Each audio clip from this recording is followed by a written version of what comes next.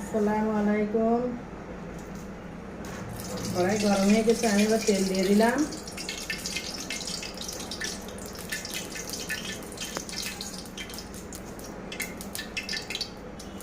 পেঁয়াজ, আদা, রসুন বাটা দিয়ে দিলাম। তেল গরম হয়ে গেছে,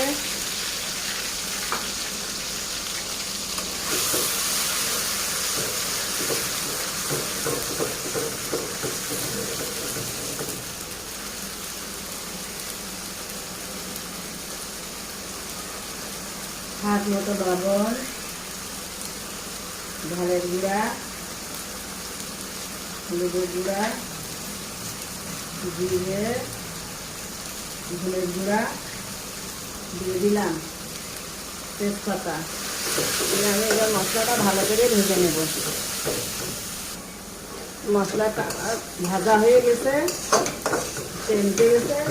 আমি এবার মাংস আর আলু দিয়ে দেবো। দিলাম কবুতরের মাংস,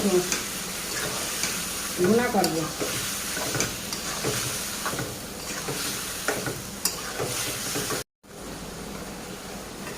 মাংস কষানো হয়ে গেছে, এবার গরম মশলা গুঁড়া দিয়ে দিলাম।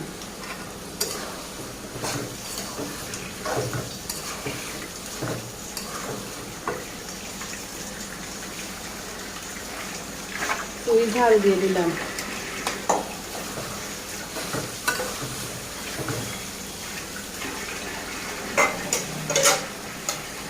এবার আমি ঝোলের পানি দিয়ে দেবো। পানি গরম করে রেখেছিলাম, সেই পানি দিয়ে দিলাম।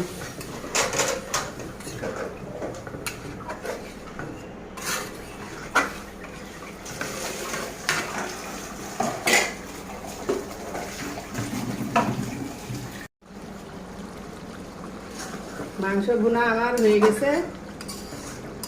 রান্নাটা কেমন হলো কমেন্টে জানাবেন বন্ধুরা। লাইক, কমেন্ট, শেয়ার করবেন পরবর্তী ভিডিও দেখার জন্য। সাবস্ক্রাইব করে দেবেন। আল্লাহ হাফেজ।